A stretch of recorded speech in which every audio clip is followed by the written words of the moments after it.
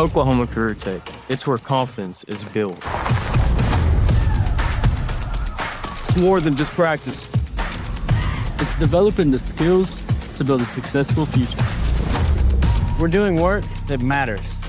To more than just us. So, when a family needs me, when my community needs me, when Oklahoma needs me, I'll be ready. Hello and welcome, football fans, to the Skordle Pay Dirt Pick'em Show. I'll be your host, Andy Campbell. I'm joined tonight, as always, by Tom Nelson, Mark Rogers, and Jacob Diesehorst on our panel. We have two special guests tonight, Brandon Barnett and Keegan Renaud. This is our first time to welcome Brandon to the show. And actually, last time we just found out he's a St. Louis Cardinals fan, so it'll be the first and last time that Brandon will be invited to the show. No, in all seriousness, Brandon has spent the last 3 years running the show at Sealing High School as the principal and athletic director. He graduated from Cherokee High School and has spent time coaching hoops at Cherokee, Timberlake, DCLA, and other schools. Brandon, welcome to you. Look forward to having you on the show tonight. Keegan is a return guest to the show. Keegan is a Cashion High School graduate and the owner of RPM Data, which provides insight to clients in the player market of high school and college. If anyone has a question or needs clarification on any NIL deals or anything else, Keegan is a great resource and always happy to help. You can find him on Twitter or X or websites or any other way. So, Keegan, thank you for coming back on the show. Looking forward to having you as always. We also have two Skordle games of the week this week. Both of those are school broadcast games, Stratford at Minco and Dewar at Sealing. We'll be talking more about those games in just a few minutes. Let's go ahead and get started on our 8 network games this week that we'll be discussing. We'll start the show in 4A2 with Blanchard traveling to Bethany to take on the Broncos. Both of these teams are 2-2 on the year, but had big wins last week against district opponents to start off 1-0 in the district standings. Mark starts off Blanchard at Bethany. It's been a really good series for several years between these two teams. Bethany is trying to rebuild, lost a couple of their better players at the beginning of the season that transferred to Mustang, and Blanchard is trying to get things figured out under Lance Manning in his first year back on the sidelines. I'm going with Blanchard in the game. Should be a close one. Don't know that the point spread is that high, but I'll take the Lions against Bethany. Tom. Yeah, last year's game was fun. Blanchard won it 48-44. Blanchard played a tough non-district schedule, 3 5A schools with losses to Newcastle and Guthrie. The Lions have won 3 of the last 4 in the series, and this is a huge game for playoff positioning in a really competitive district. I'll take Blanchard. I'll go with Mark and take Blanchard. Brandon, I know you haven't been watching much 4A film so far this year, but give us your take on Blanchard at Bethany. With both teams being 500 on the season and based on the quality of wins that I saw, I'm going to go with the Lions. Keegan Renaud. Along the same lines there, you see Blanchard's played just a little bit better of a schedule. I think that's kind of where we're at in football across the board right now. So I'll take Blanchard home. Jacob Diesehorst. Both these teams are 2-2. Both these teams have senior quarterbacks. I got to give a shout out to one of my college buddies, Jarrett Perryman, and his son, Hudson Perryman, who's a senior quarterback for Blanchard. Jarrett has raised a whole bunch of athletes. His daughter played basketball at Tulsa for 2 years and then just transferred to Clemson, where she's going to play her junior and senior year. And Hudson's also a really good baseball player. And I think I got this game of pick'em because on paper I think it's a coin toss. Even though we've all picked Blanchard to win, and if I didn't pick Blanchard to win, Jarrett would never be friends with me, hang out with me again, and he would rip me on social media. So I have to take Blanchard in a squeaker, 28-27. All right, that is Pick'em game number 1. Let's go to Pick'em game number 2, which takes us to Class 3A, District 1, where the Kingfisher Yellow Jackets will hit the road to Purcell to take on the 1-3 Dragons. Kingfisher 3-1 on the season, 1-0 in district play after a 42 win over Pauls Valley last week. Tom Nelson, give us a preview. Kingfisher is a hot team right now. That offense is clicking, averaging around 37 points a game, and that defense threw a shutout last week at Pauls Valley. Purcell has some experience in the secondary, and they're going to get challenged by Jet Birdwell. He was 13-16 for 200 yards passing and a couple of touchdowns last week. Kingfisher has never lost to Purcell. They're not losing this week. Watch this game for free on KingfisherSports.tv. You can mute the audio if Michael Swisher is talking. Mark Rogers, go to you. Kingfisher at Purcell. This is a mismatch in the mascot Thunderdome. A dragon takes out a yellow jacket anytime. Sorry for you guys. That's just facts. But in football this weekend, the Yellow Jackets prevail. So I'm going with Kingfisher over Purcell. Great fact from Tom there that the Dragons have never beaten the Jackets. I don't think they've played that many times.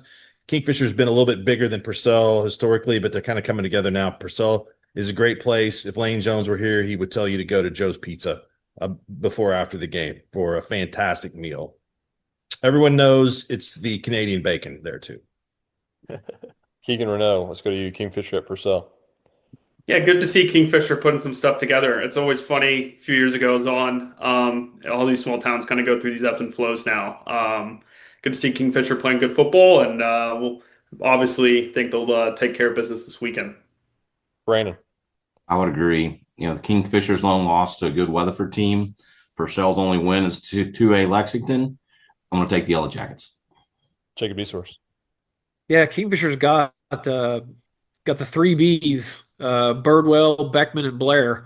Birdwell, the quarterback, and then his two favorite targets, Beckman and Blair, on the outside. And then Brett Calamado, the sophomore running back, has been their workhorse a tailback. But I think Purcell's better than their record. Their two of their losses were to Lindsay and Washington, which they, actually put some points on the board against Washington.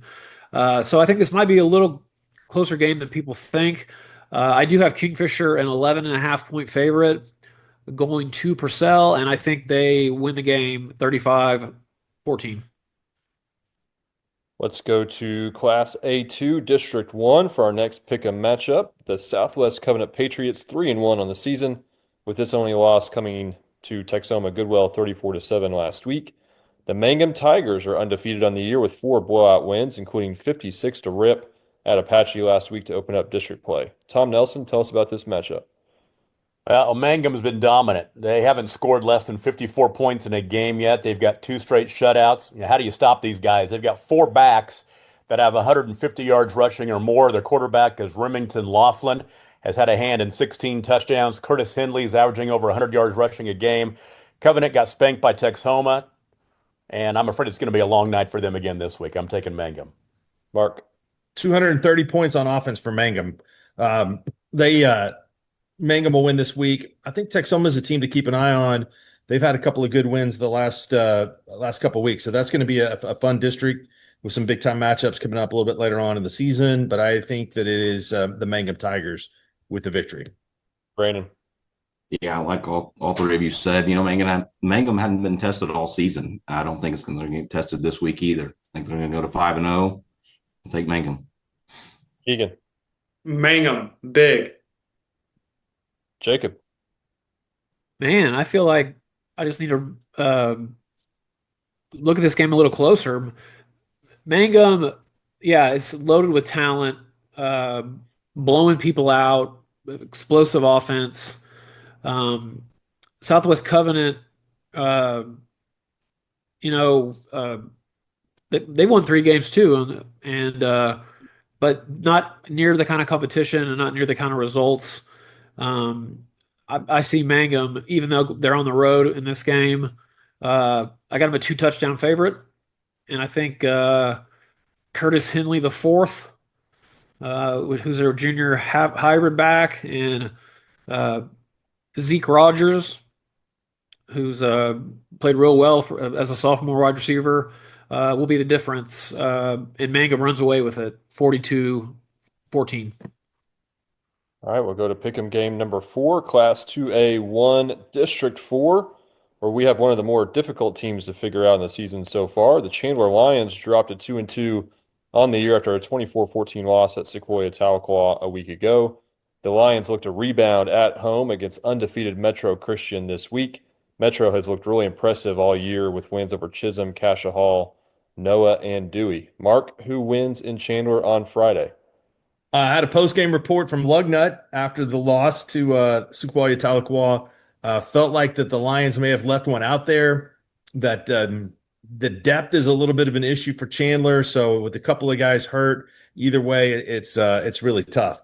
But Metro Christian has been a standard bearer in Class 2A or 3A. It doesn't matter. They played in the 3A championship game a few years back. They won a Class 2A championship when they beat Washington, the last team to defeat Washington in Class 2A in a championship game.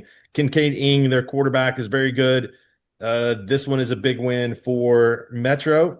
And Chandler fighting to get back into the top half where they could host a playoff game. Probably gave up that when they lost at Tahlequah last week to Sequoia. So Metro wins this one and probably going away. Tom. Yeah, I've been on Chandler the last 2 weeks. It made me look good 2 weeks ago and left me dying on the island by myself last week. Metro Christian's good, and they've thrown up back-to-back shutouts the last 2 weeks. I'm going to take the Patriots over the Lions. I can't go with Chandler this week. Brandon. Yeah, I'm going the same way with Metro. With Metro's good win over Chisholm, I got to take the Patriots. Keegan. Hate to be the continuation of everybody, but feels very chalky so far. I'll take Metro. Jacob. I got a nasty text from Lugnut after, I mean, literally before the show was even, before the broadcast was even over. He's like, but, Chandler has played a really hard schedule. I mean, you got to tip their hat for the schedule that they've played. And I think that will come in handy late in the season, but they got to fight their way in, claw their way into the playoffs. And Metro Christian is not the team to get right against. Metro runs that spread offense.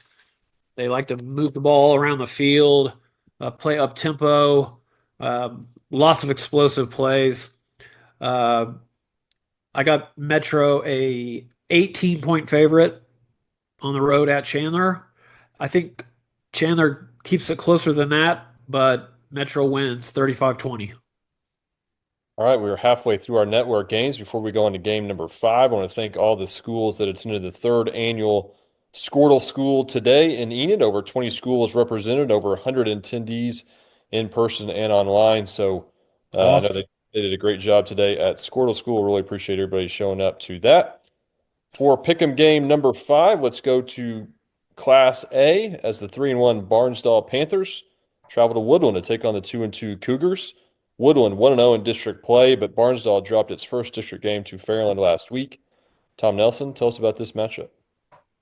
Now, the defending champs in A2, they might be 2-2, but they've been tested. Those losses to Pawnee and Pawhuska, both ranked in Mark's A1 Skordle rankings. They're playing schools their own size now, and I think the Cougars are about to take off. Barnsdall record looks good at 3-1, but those 3 wins are all against teams that are still winless. They played a good team last week in Fairland and lost by 35. Woodland's a good team too, and they will beat Barnsdall. Tom taking the new Skordle School Woodland. We love having them in the network. Mark Rogers, go to you.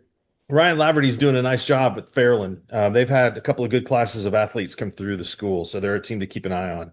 62-15 last year, favor of the Cougars over the Panthers. I'm going to go Woodland. Keegan. Strength of schedule, again, you guys kind of mentioned it so far. I'll take Woodland. Played a little bit tougher teams. I think they'll probably take care of business. Brandon. Yeah, I have to join the crowd. Yeah, Woodland. Taking Woodland. Man, we need some contrarians on the panel today. Everybody's taking the same teams. Jacob's got to give us some games to be contrary about. All these games, these are all big schools. It's like, man, we had no Class C. I think 1 Class B. Is that what I saw? Making it tough on me with the no 8-man, hardly any 8-man on here.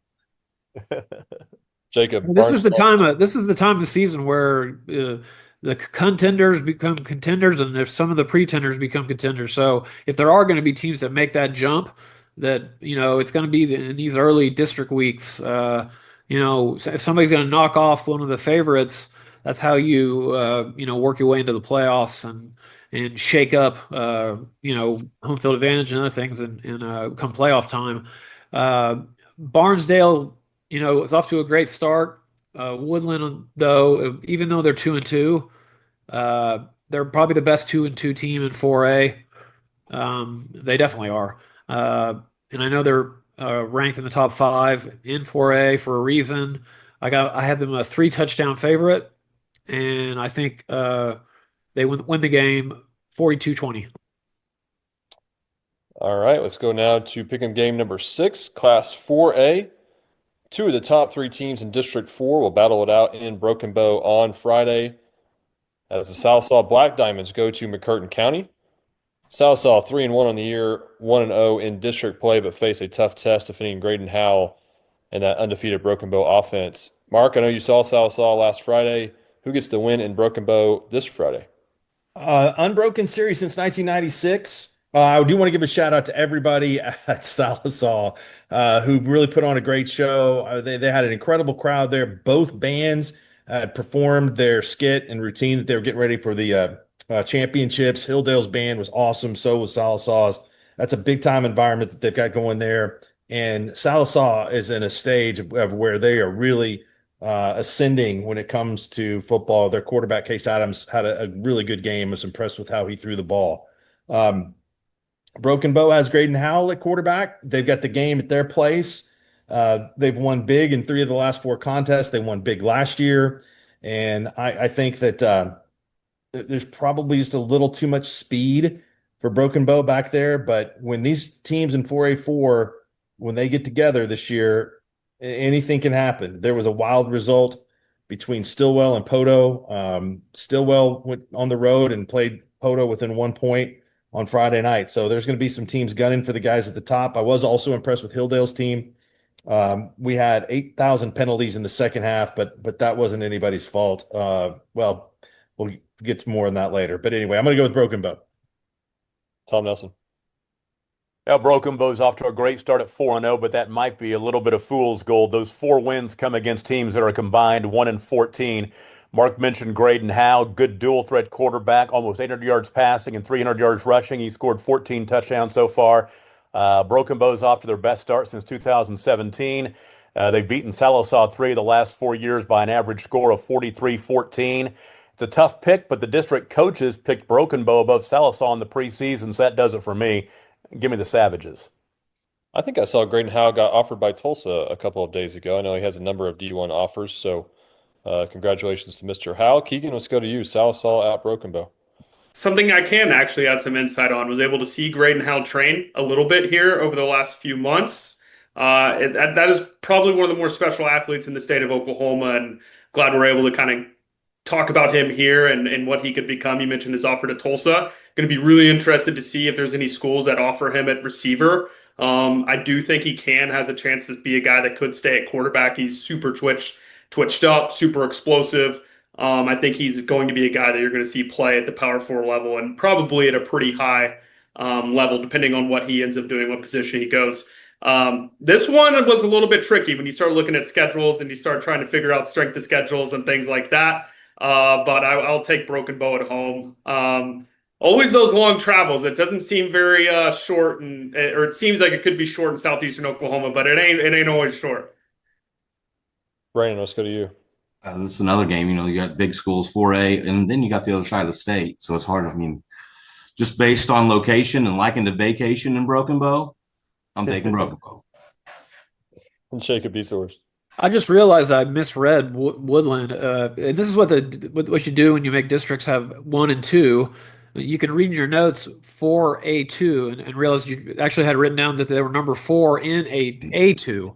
So I'm going to correct that. Woodland is obviously one of the top teams in Class A2, not 4A. Now to Broken Bow, and I would be remiss if I didn't mention Andy and I's partner, the legendary Glendale Nix, who went down to Broken Bow, his hometown, a few weeks ago, and was just raving about Graydon Howell and how awesome he was, and how Broken Bow is one of those communities that really gets behind their team, and they have an exciting team this year, 4-0, and this is according to, and Andy was on the same group text I was.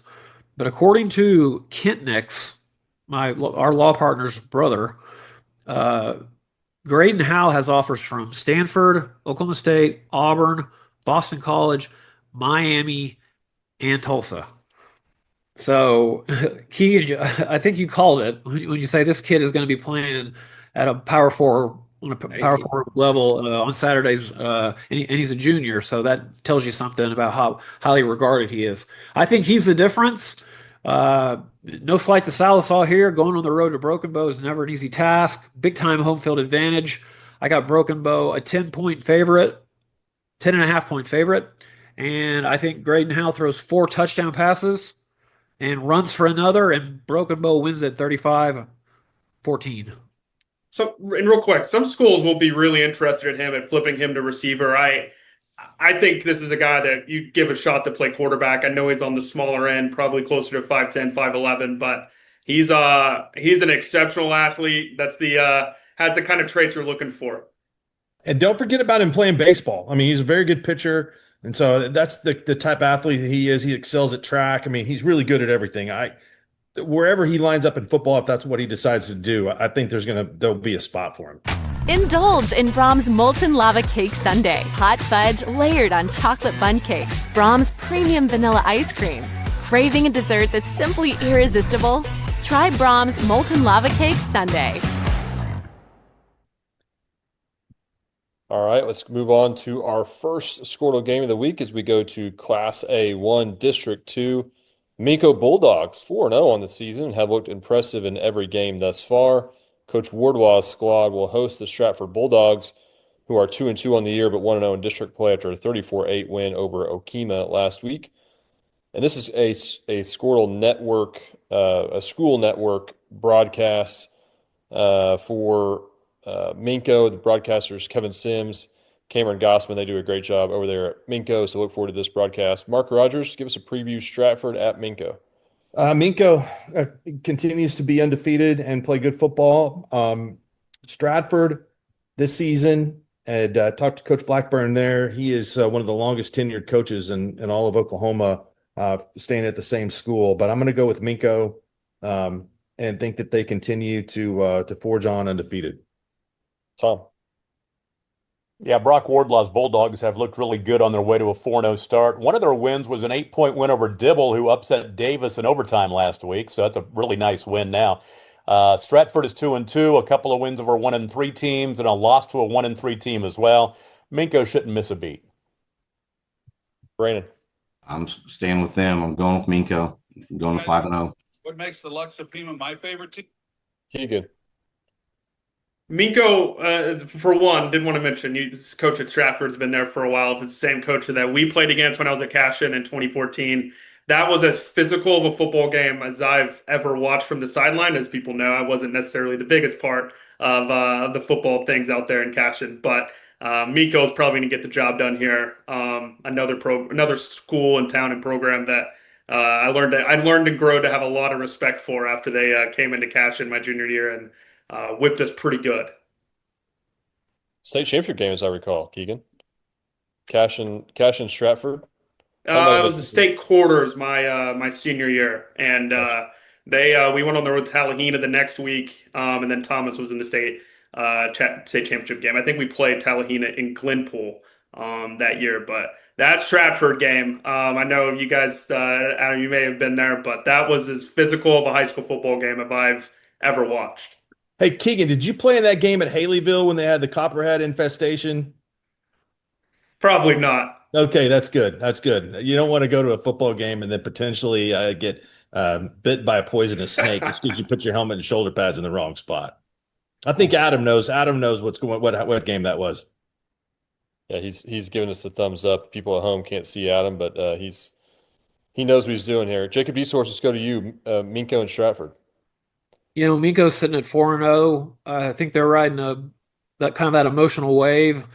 Got to send our best wishes to the Minko softball players and coaching staff that were injured in that bus accident. And I know the head coach is still recovers. Best wishes to him. I know the community of Minko has rallied around the school, the high school, and I think the football team, talented to begin with, but having that kind of extra motivation could take them far this season. And in standouts like Cashton Johnson, the running back, Taylor Truelove, the other running back. I mean, this is an experienced team with junior and senior leadership, a solid offensive line. They coming off a big win, 44-0 over Hinton. I have them a 4-touchdown favorite at home, and I think they cover 42-8. And now our second Skordle game of the week. Again, another school game of the week with the Sealing Wildcats broadcasting this game. Two powerhouse Class B schools facing off in Sealing on Friday. The Dewar Dragons 3-1 this year with its only loss coming at Walika a couple of weeks ago. Sealing has looked really impressive all year, especially this last two games. Tom, what can we expect to see in Sealing on Friday? Well, this is a game that we've had circled on the schedule since it came out. The best in B1, defending champ Dewar against number 2 in B2, and last year's state runner-up in Sealing. Keep in mind that Dewar has already lost to the B2 number 1 Waletka 3 weeks ago. Sealing's looked really good against some good teams, although their record might not reflect that because of some issues. But a 20-point win over Laverne on the field always looks good. OBA is showing that they're better than I expected them to be, and they hammered Pioneer, who I watched beat Timberlake a couple of weeks ago. Sealing is 0-2 all-time against Dewar, and in those two games, both teams combined for 242 points. And I'm calling for another shootout in this one, and I'll say that Sealing gets their first win over the Dragons. Mark. B2 is better than B1 this year. I think it is going to be incredibly competitive between O'Keene, Walika, and Sealing. That class is one that there's a lot of teams that deserve to be ranked in the rankings going through there, but there's just been not a lot of movement with teams winning games. So I'm going with the home team here. Glad that these two teams schedule this game to challenge each other. Long bus ride will be tough on the Dragons, so I will go with the Wildcats. Brandon told us before the show he's taking Dewar. Talk about your reasoning for taking Dewar in this game, Brandon. Yeah, no, I don't think so. No. All It'll right, be a great test for a Wildcats. Sealing athletic director here, Brandon Barnett. It's going to be a great test for our Wildcats. We're looking forward to it. Before heading into district play, we got O'Keene next week, so we got two tough ones right there in a row. We're supposed to play Caddo, I think, this week, and Caddo canceled on us. So, in typical Coach Manuel style, he goes out and finds the toughest replacement he can, and to prepare our boys for the playoffs, and that's what this is going to do. Be a battle, but Wildcats come out. I'm going to go 28-22. All right, Keegan, let's go to you. It's always funny when you go and you get asked to do something like this and you go look at schedules and then you find out before the show happens about why someone's 2-2 or what it may say on the record. With all that taken into account, I think you guys just mentioned that with Dewar already losing so far this season, it sounds like it's always tough to stack year in, year in, and year out at these levels at high school football, not just in the state of Oklahoma, but across the country. So I had listed at Dewar. After hearing why things happened the way they happened, I do think Sealing's probably the right side here. Jacob. I love it that a top team from B1 is playing a top team from B2 this point in the season. To hear that it was a late reschedule makes this game have even more interest. Sealing, Waletka beat Dewar 28-12 a few weeks ago. I think Sealing and Waletka are the two best teams in B2, kind of on a collision course, I think, for the gold ball. But this is not going to be an easy task for Sealing. Being at home will make a huge difference. Sealing has become such a powerhouse in football year in and year out. And, sitting at 4-0, sitting number 2 in the rankings, I have them a 12.5-point favorite. Which in 8-man football, you get some weird lines. It's hard to set lines on 8-man games, but too much talent, too much firepower for Sealing.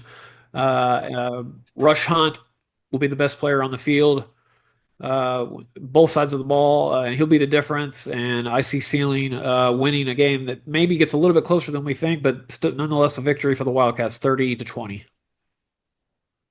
All right, those are our 8 network games you can watch for free on Skordle.tv or the Skordle app. we are going to quickly discuss 4 non-Squirrel Network games in the state of Oklahoma this week. Cannot watch these matchups on Squirtle, but these will be great football games that I know a lot of people are interested in. We're going to start our lightning rounds. Jinx at Norman. Mark Rogers.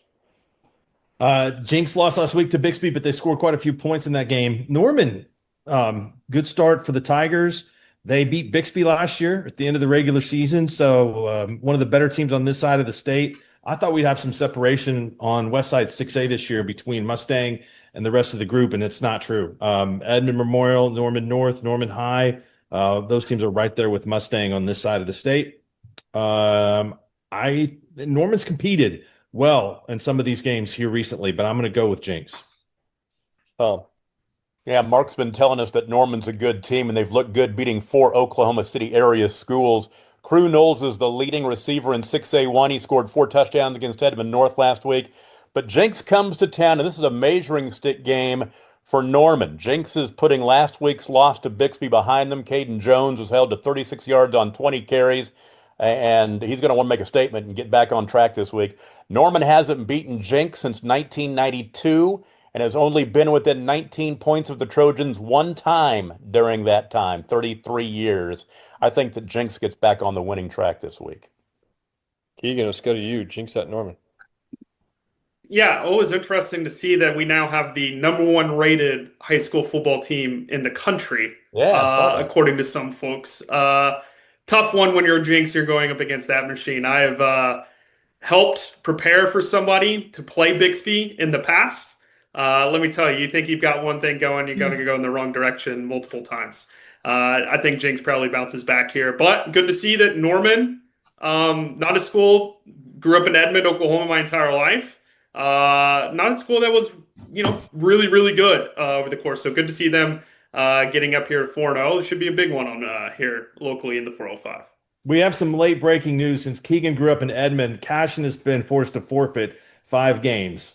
That's what the O'Keen parents said back when my junior year of high school too. It's unfortunate we have to go back retroactively, but that's been uncovered tonight. And so, Keegan, I'm sorry that you broke that news. So does that put Coach Shackelford at 197 wins now? He's back behind 200. Yeah, not at 200. Tough news for Coach Shack. Brandon, let's go to you. Jinx at Norman. With Jinx wins over Owasso and Union, based off tradition, have to go with the Trojans. Jacob. I got to hang out with Shaq this weekend. I came to the OSU game with Adam and I. So I don't think Shaq's going to go for that. I think he's going to raise some hell and, with a. The quote he gave to the O'Keen parents was, "What? I'm recruiting a kicker. You think I'm actually going to recruit a kicker over here?" Yeah. Well, listen. What I'm supposed to be talking about is this awesome matchup: Jinx at Norman. Jinx looked like they were going to make the Bixby game interesting. I remember right before half, I think it was like 35-31, some in that neighborhood at halftime. It was like a touchdown difference between these Bixby and Jinx. And then when I flipped the game back on, 20 minutes later, Bixby was up by 4 touchdowns. I think that's what propelled them to the #1 ranking in the nation was the way that they manhandled Jinx in the second half with adjustments, defensively dominating the line of scrimmage. One of Norman's strengths though is their front line. They're big up front. They're tough. They got a talented quarterback who's slinging it around. This is going to be a good football game. I got Jinx an 8-point favorite on the road at Norman, and I do think Jinx comes away with a victory, but this is going to be a close 30-28. All right, our second non-Squirtle Network game, Choctaw at Putnam City. Mark Rogers, I believe you're calling this game. Is that correct? I am calling this game. Stepping in for my good buddy Johnny Brooks for this one, and it's Putnam City has done a nice job. They've had some new players this year. Willis Alexander is a good coach. His son's playing up there on the defensive line, but I think Choctaw has a little too much. But I'm expecting the game to be fairly good. But I'm going to go with the Yellow Jackets. Tom. Yeah, Choctaw's Landon Gatson threw 4 touchdowns in the first half against Piedmont last week, but they blew a big lead. Piedmont came back and took a lead in the fourth quarter before Mayor Morgan scored 2 big TDs down the stretch to pull away. PCO started last year, started this year just like last year. Opening loss to Yukon, blowout wins over PC West, North, and Classen. Then they played Choctaw last year and lost by 40. I kind of see it playing out like that again. Maybe not by 40, but the Jackets are going to win going away. Keegan. Putnam City showed some real fight over these last few years, but I think Choctaw, credit to them, they went on the road out of state, I believe, twice up to this point. That should help them here getting into playing a little more district play in Oklahoma. Brandon. I agree. I'm going with Choctaw. They don't have a bad loss. I think they come in here and take care of business. Jacob. Now, Choctaw, Tom mentioned this.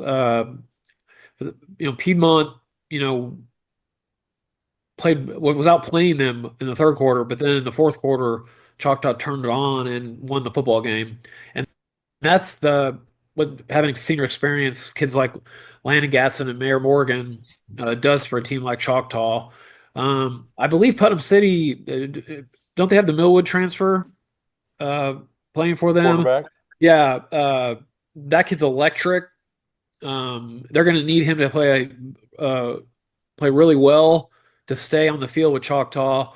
But I think Putnam City's a playoff team. I think Putnam City's going to be in the playoff 6A too. They're a top 5 in Mark's rankings. Who knows more about high school football than Mark Rogers? I got Choctaw a 15.5-point favorite though on the road, but I think Putnam City keeps it closer than that. But Choctaw wins it 35-21. All right, guys, 2 more games to pick. Let's go to Holland Hall at Lincoln Christian. Tom Nelson, we'll start with you. Yeah, Lincoln Christian has had their way in this series recently. They've won the last 3 years by a cumulative score of 144-7. Holland Hall surprised us early on, beating Cassia Hall, and had a district opening win against winless Idabel last week. Carter Rickey has been solid as expected at quarterback for Lincoln. 75% of his passes completed for 175 yards a game, and he's got so many options around him. They got so many weapons. Braden Baker, C.J. Wright, Brett Cast. They got a lot of weapons. The Bulldogs have won 32 straight. I'm going to pick them to get number 33 this week. Mark. I think we need to start discussing where Lincoln Christian would rate in some kind of power poll. I mean, they beat Shiloh Christian on the road this year. Shiloh Christian beat Bethany 71-0 a couple weeks ago at Bethany. So that they are. I think they could give Tuttle a game. I think they could play up a class or two and really do pretty well. So I'm not picking against Lincoln the rest of the year. Brandon, let's go to you. I'm agreeing with Mark. I think they can play up a class or two and do well. Possibly win a gold ball up there. So I'm going with Lincoln. Keegan. Lincoln's a school that you hear about here locally in Oklahoma City area that, hey, you probably should check them out a little bit more, see what kind of stuff that they're running and things like that. Give them a lot of credit. They've won a lot of football games in the last 4 to 5 years. As Mark just said, common thought is that they're going to take away and win this thing in 3A. Jacob. Yes, Lincoln Christian is a powerhouse. And the computer rankings, according to one website, has Lincoln at 43.8 power points and has Jinx at 44 point something. Now, with that said, I'm not saying Lincoln Christian and Jinx are on par, but that just tells you how on paper, and that's based on performance and what they've done, how strong of a football team Lincoln Christian is. Holland Hall is no slouch either, but going on the road to Lincoln, a team that seems like it's just hitting its groove, just overwhelming teams, so much talent.